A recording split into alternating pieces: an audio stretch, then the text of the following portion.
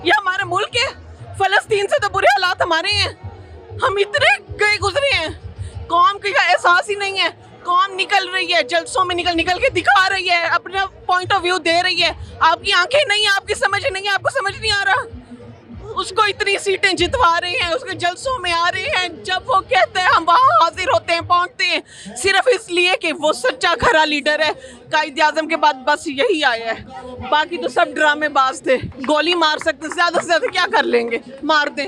अब हम तैयार हैं, हमारा डर निकाल दिया इन्होंने, इतना दीवार के साथ लगा दिया, अब इससे ज़्यादा और क्या करेंगे। अब फिर बगावत होगी, ठीक है, वो हम करेंगे, जिस हद तक जाना पड़ा हम जाएंगे, क्योंकि हमारे लिए तो कोई और ऑप्शन इन्होंने रखी नहीं है ना।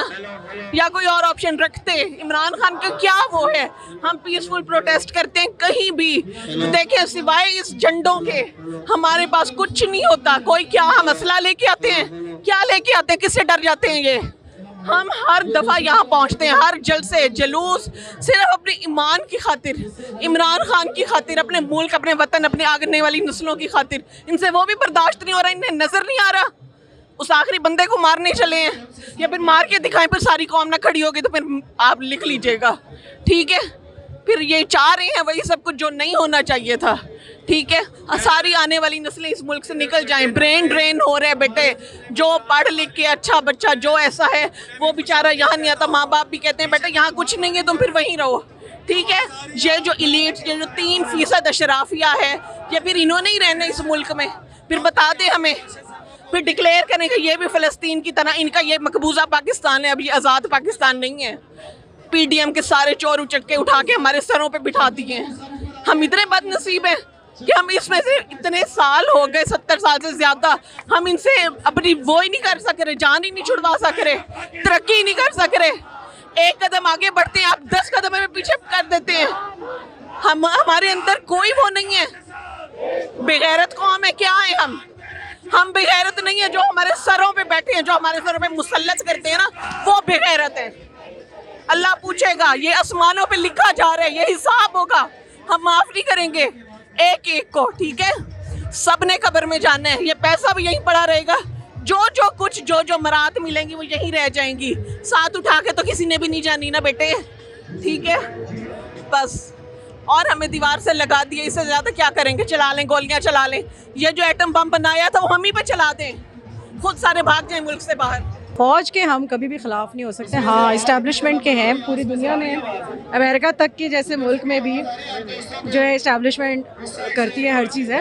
आप ये बताएं कि किस मुल्क में ऐसा होता है। आप सीधा सीधा इलेक्शंस को बंद कर दें, आप waste of money, waste of resources, waste of energies, waste of everything आप ख़त्म करें, कहेंगे जी हाँ मैं मालिक, भाई हमारे मुताबिक चलेगा सब कुछ। इनमें से कौन है जिसने इस्टेब्लिशमेंट का नाम ले लेके नहीं वो किया, और आज उनको इक़्तिदार में, झोली में उनको जो है आप इक़्तिदार दे देते हैं। यही आपका डिफेंस मिनिस्टर है। दुनिया न्यूज़ के ऊपर, कौन से चैनल के ऊपर नहीं, इवन नेशनल असेंबली के फ्लोर के ऊपर recorded famous address speech Khawaja Asif की, आपका जो डिफेंस मिनिस्टर है, उसने क्या कहा था कि ये वो फौज है जो आज तक कभी जीती नहीं, कारगिल में भी हराया हर चीज़, और हमारी हड्डी के ऊपर से गोश्त नोच के खा गए। तब तो आपने कंडेमनेशन नहीं की। मरियम नवाज़ ने सब कुछ, नवाज शरीफ ने गुजरांवाला जलसे में नाम लेके कहा, तब तो नहीं किया आपने कंडेम। और एक इदारे को कभी भी इमरान खान ने क्रिटिसाइज़ इंस्टीट्यूशन को नहीं किया।